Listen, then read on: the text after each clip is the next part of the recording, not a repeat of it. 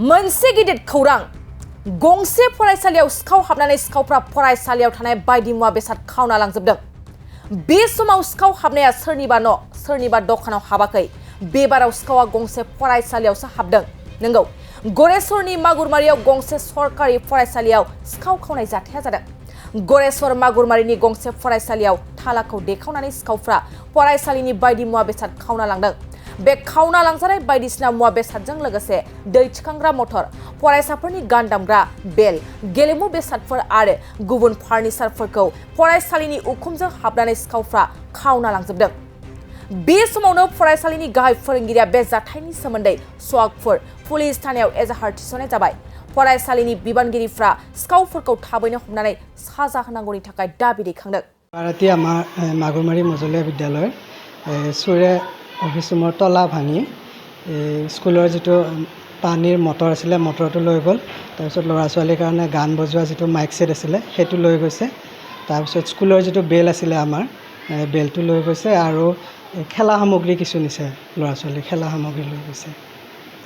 হয়, তলা ভাঙিছে, তলা ভাঙি পেলাই পাকঘৰৰ তলা ভাঙিছে, পাকঘৰৰ তলা ভাঙি তাৰে বিভিন্ন বস্তু লণ্ডভণ্ড কৰিছে। এতিয়া এটা তলা আমি এতিয়ালৈকে হেৰি কৰিব পৰা নাই, বস্তু কি নিছে।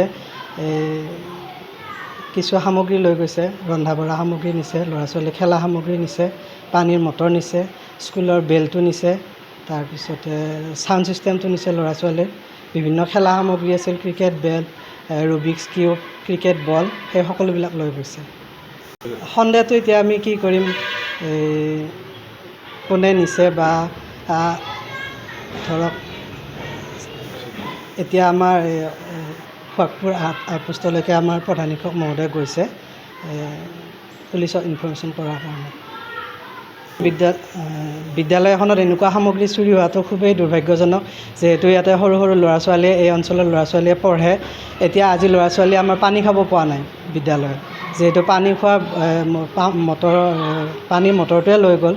গতিকে খুব দুৰ্ভাগ্যজনক এনেকুৱা বিদ্যালয়ত চুৰি হোৱা কাৰ্যটো খুবেই গৰিহণাযোগ্য।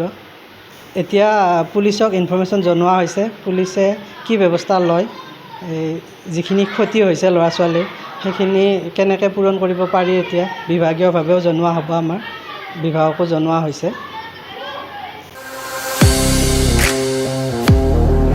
गोजोनथाव खौरां, 100 राङावनो सोलायहोनो हागौ नोंथांनि लाइफस्टाइल। रंजालि बैसागु फोरबोजों लोब्बा लाखिनानै नोंथांमोननि थाखाय लाकी गिफ्ट कुपन एबा खाफाल आनजाद नायनाय लानानै फैदों। चिरां जिल्ला काजलगाव खाग्राबारि माइनाव जुबक संघआ सनाथि मायथाइ फालिथायजों लोब्बा लाखिनानै नोंथांमोननो गेदेर खाफाल आनजाद नायनाय लानानै फैदों आरो बे खाफाल आनजादानो 100 रांजों नोंथांनि लाइफस्टाइलखौ सोलायहोनो हागौ। लोगोसे बे खाफाल आनजादाव नोंथांमोननि थाखाय बान्था महरै दं Tata अल्ट्राबास, Mahindra स्कर्पिय', Mahindra Thar XL6 Nexa, Baleno, Swift Dzire, Tata Punch, WagonR, Alto' K10, Celerio', Ignis, Alto' K10, LXI, Mahindra tractor. अब्लालाय मानोथो गोबाव खालामबावनो?